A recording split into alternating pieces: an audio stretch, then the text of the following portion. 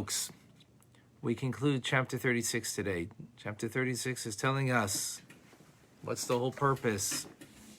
Why did God create this world? Right? And how's that tie in with Corona?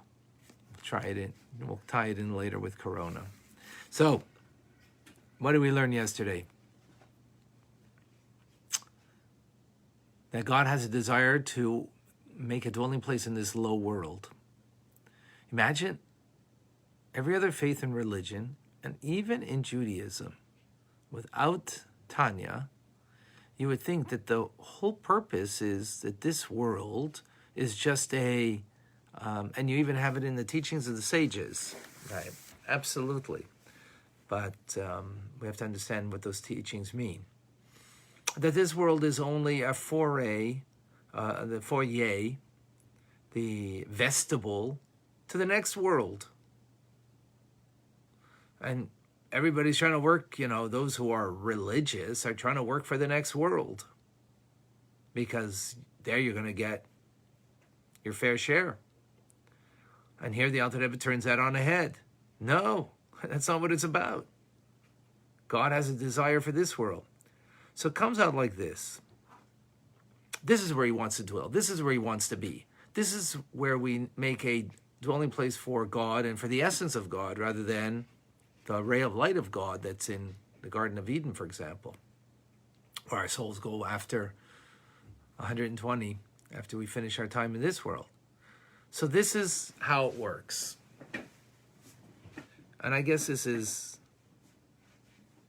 the paradox. On the one hand, the Torah does tell us about the reward in the world to come. That's reward. But we're not here to serve for reward. We're not here for ourselves.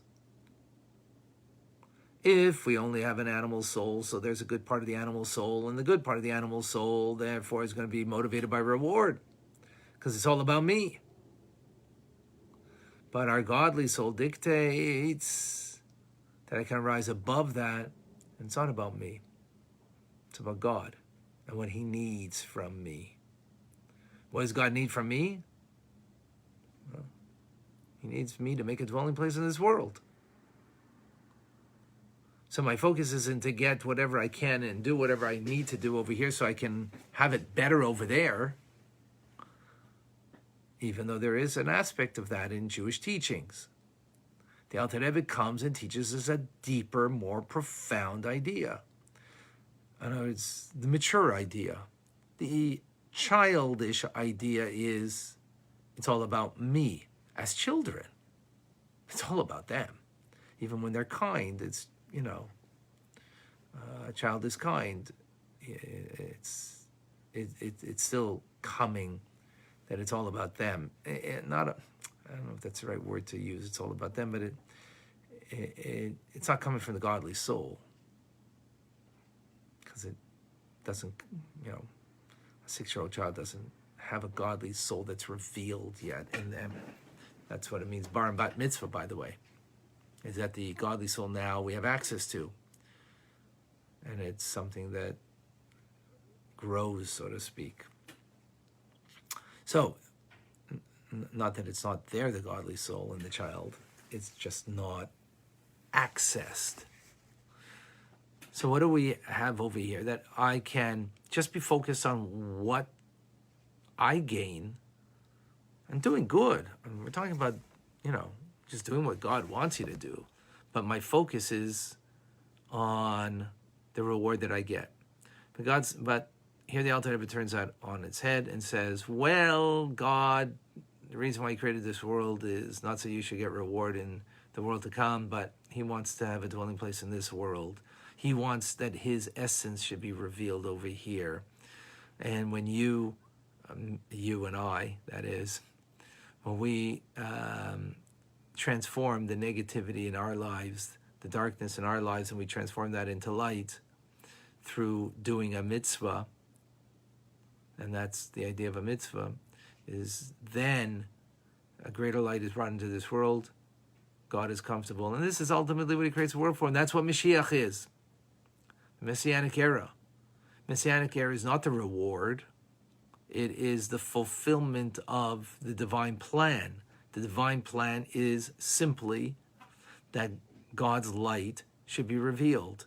God should be revealed to us and everything.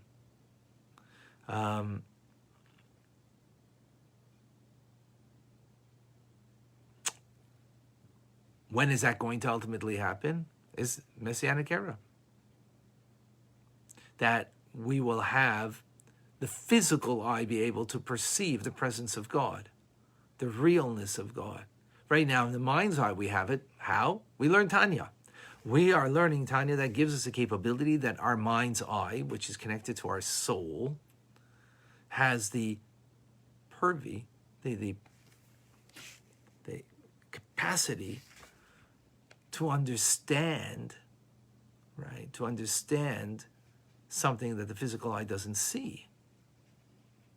And to make it so real that it becomes very real for us. But there was a time, and today's class begins at this point. That was a review of what we spoke about yesterday. In today's class, the Alter Rebbe says, well, the Jewish people actually had an experience of where not just the mind's eye perceived godliness, God, but the physical eye did. And where was that? Mount Sinai, when God gave the 10 Commandments, or the commandments he gave, right? He revealed himself in a way that there was no other reality but God. And that's what it says, people saw the thunder. Well, you don't see thunder, you hear thunder. No, but they didn't just hear the thunder, they saw the thunder, which brings out the idea that they saw the presence of God in all directions. There's no place devoid of him.